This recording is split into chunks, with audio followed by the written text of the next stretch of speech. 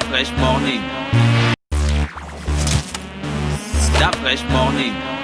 Boss, là, on parle de quoi aujourd'hui? Aujourd'hui, nous allons parler de politique, mais avec quand même, on va dire, un thème assez, que je pense, qui mérite aujourd'hui qu'on s'y arrête. Il s'agit de parler des hommes politiques et le trafic des êtres humains.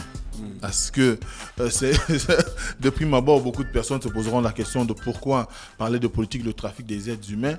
Mais aujourd'hui, je crois que dans notre pays, il faudrait qu'on s'y arrête un tout petit peu, qu'on en parle. Et notamment à la lumière de ce qui vient de se passer du côté de Bitam. Vous savez que depuis un certain temps, il y a eu une information qui circulait, notamment en rapport avec la vente d'un enfant. Je dis bien la vente d'un enfant.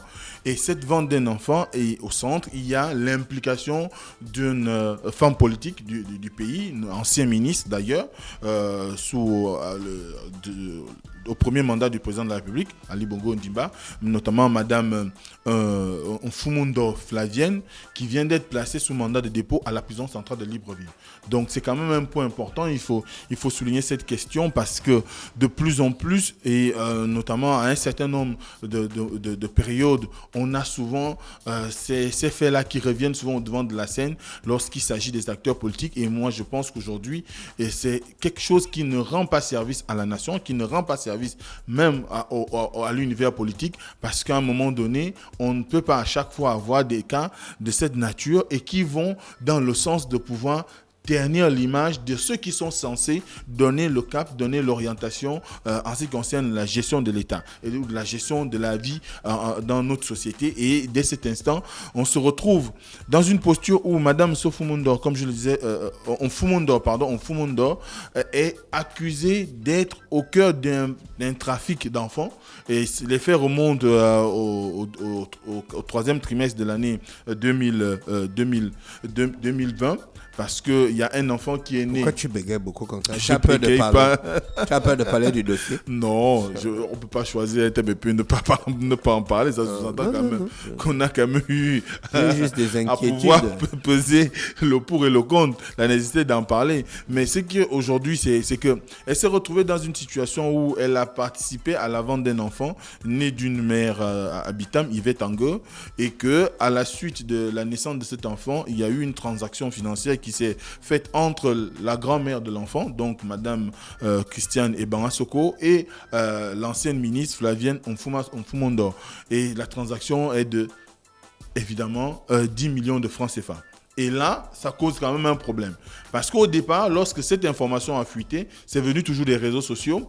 Lorsqu'on a commencé à en parler, on a vu comment toute une panoplie de femmes, comme on dit, d'influence dans notre pays, qui ont fait des publications et qui indiquaient que Madame Mfumundor n'avait rien à voir avec cette histoire, n'était même pas proche des personnes qui ont été citées ou qui sont citées dans l'affaire.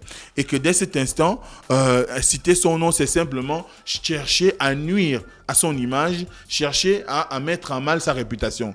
Et dès cet instant, il y a même eu des parutions dans la presse. Moi, je me rappelle encore, j'avais lu un post fait par Madame Annie-Léa Meillet, qui est d'ailleurs membre du bureau du Conseil économique, social et environnemental, qui avait fait et cause pour l'ancienne ministre originaire de Bitam. Et aujourd'hui, quand on essaie un peu de relire et de repartir vers la presse, on se rend bien compte que la négation qui était la sienne, aujourd'hui, tend à devenir une chose réelle, étant donné que la personne a été mise sous mandat de dépôt. Ça sous-entend qu'il y a quand même une part de culpabilité derrière. Oui, il y avait une volonté, on va nous dire qu'il y avait une volonté manifeste de pouvoir aider une dame qui voulait adopter un enfant, qui cherchait à avoir un enfant, mais est-ce que c'est ainsi que ça se passe en République ? Je ne crois pas. Je crois quand même qu'au Gabon, il y a des mécanismes qui ont été mis en place. Le code de l'adoption. Voilà, il y a le code de l'adoption qui existe au Gabon et qui donne les procédures. Qui puisse être, vous êtes ancienne ministre de la République, donc vous êtes censé connaître quand même une bonne partie de la législation gabonaise en ce qui concerne ces questions-là. Et dès cet instant, vous vous retrouvez au cœur d'un scandale, parce que c'est un scandale qui parle de trafic d'êtres humains. On vend un enfant.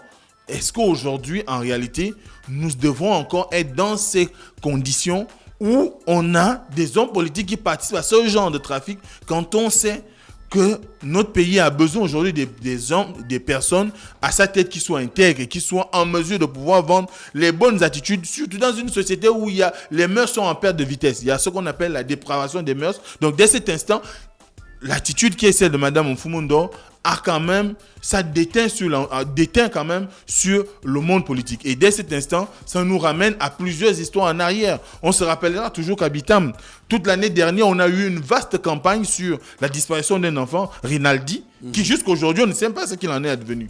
On ne sait pas ce qu'il en est advenu de cet enfant. Est-ce qu'il a été victime des mêmes transactions? Est-ce que c'est le même trafic? Est-ce que c'est le même réseau? Je ne sais pas. Mais ce qui est sûr, c'est que aujourd'hui, à la lumière des faits, quand on arrive à marchander un nourrisson, ça sous-entend qu'on peut aussi faire beaucoup d'autres choses derrière. Donc, est-ce qu'aujourd'hui, on va dire qu'à Bitam, il y aurait désormais un trafic d'enfants qui est, du moins, un groupe de personnes qui sont constituées en trafiquants pour pouvoir vendre des êtres humains? Je ne sais pas, mais je crois que la justice aura beaucoup de travail à faire pour pouvoir déterminer la responsabilité des uns et des autres, parce que ce qui se passe aujourd'hui est quand même, ça tombe des nues.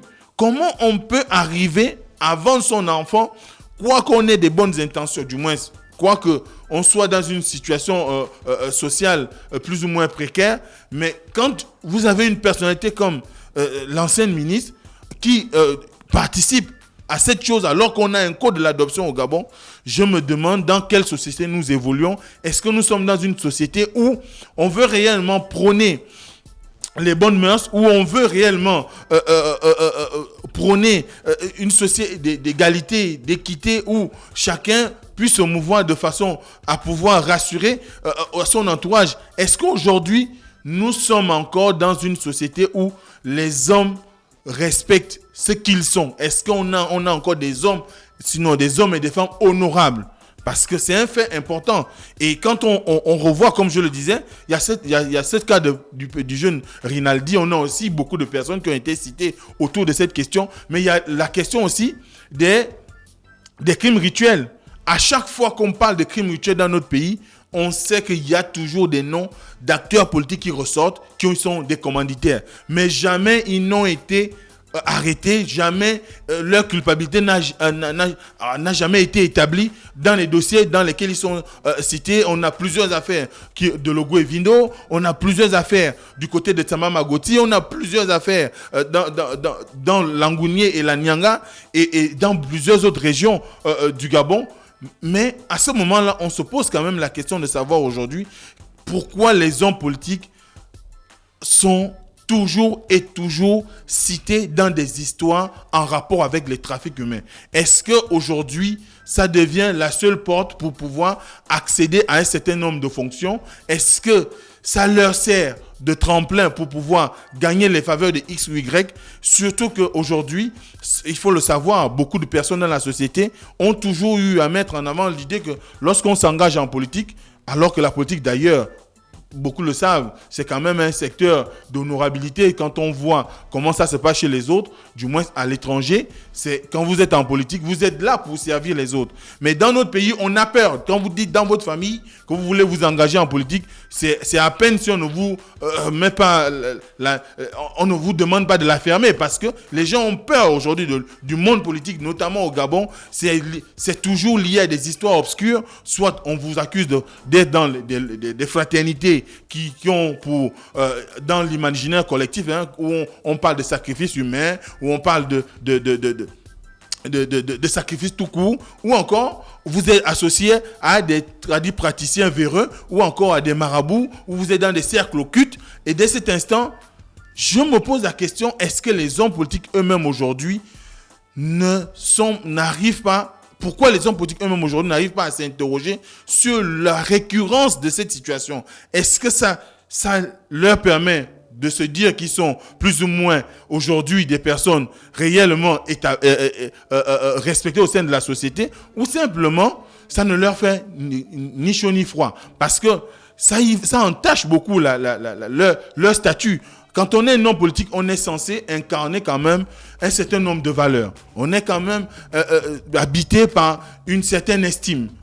Vous avez besoin, quand vous arrivez à un endroit, au lieu que les gens viennent juste pour ce que vous avez, mais qu'ils viennent pour ce que vous êtes.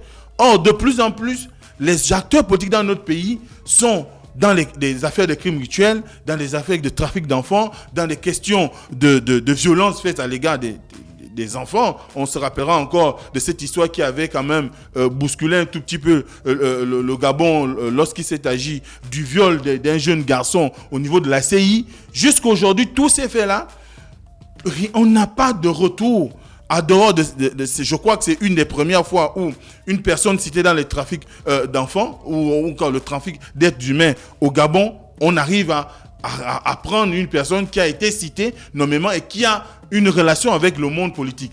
Et je crois qu'aujourd'hui, il faudrait que cette question-là soit beaucoup plus au sérieux lorsqu'il s'agit de l'élévation à un certain nombre de postes dans l'administration et dans le monde politique au niveau de notre pays, parce qu'on ne peut pas avoir des acteurs politiques qui sont censés montrer l'exemple et qui s'illustrent dans des postures qui vont à l'encontre de la morale de la société et que nous soyons là à les regarder. Et cela n'est plus aujourd'hui de nature à rassurer. Donc, ce thème-là avait pour ambition de dénoncer un tout petit peu le fait qu'on se retrouve dans une situation où le monde politique est beaucoup plus vu aujourd'hui comme le responsable d'un certain nombre de choses qui se passent dans notre pays et qui ne sont pas de nature à rentrer dans les mœurs gabonaises, le trafic d'enfants et les sacrifices humains. Donc, dès cet instant, je crois que l'affaire qui a été celle dans laquelle Mme Flavienne Fumundo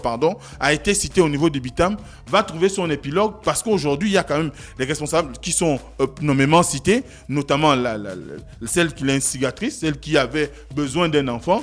Bon, est-ce que c'était juste pour l'adoption? Est-ce que c'était pour d'autres fins? On ne sait pas. Mais toujours est-il qu'aujourd'hui, on a quand même des noms, et il s'agit de 4 femmes. D'où était la vigilance d'un membre de la famille qui se révèle être l'oncle de l'enfant, qui a porté plainte quand même.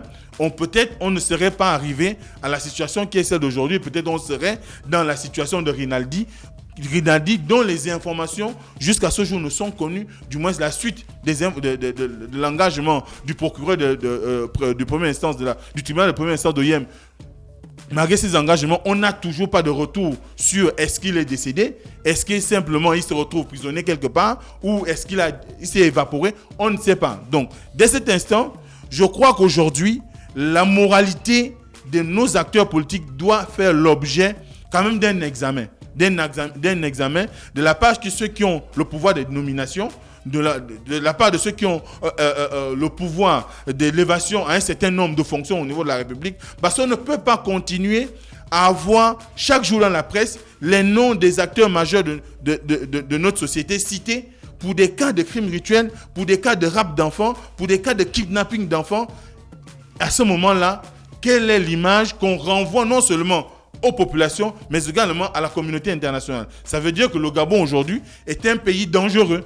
Dangereux parce que ces politiques se sont engagés dans un univers qui est beaucoup plus celui en rapport avec la création d'un climat d'instabilité psychologique pour les populations. Ils sont là non pas pour pouvoir aider les populations à voir en eux des gens dignes, mais beaucoup plus pour susciter la peur, pour susciter la crainte. Et ce qui fait qu'à un moment donné, on a comme l'impression qu'il n'y a pas de renouvellement de l'élite politique, simplement parce qu'un certain nombre de jeunes, de ces lectures, quand ils regardent, ils peuvent avoir des bonnes intentions, mais quand ils regardent comment se comportent les acteurs politiques aujourd'hui, ou ce qu'ils disent sur les acteurs politiques et l'environnement politique, ils préfèrent s'abstenir. Et c'est pourquoi aujourd'hui, il y a des régions entières, nous n'avons que les mêmes personnes depuis 10, 15, 30, 40 ans qui sont dans le monde politique, tout simplement parce que les autres ont peur de s'engager, ont peur du regard que la société peut porter sur eux. Parce que, comme je l'ai dit, dès que vous êtes enclin à marcher à faire chemin avec un homme politique, on commence à vous soupçonner. Vous êtes franc-maçon, vous êtes rosicrucien.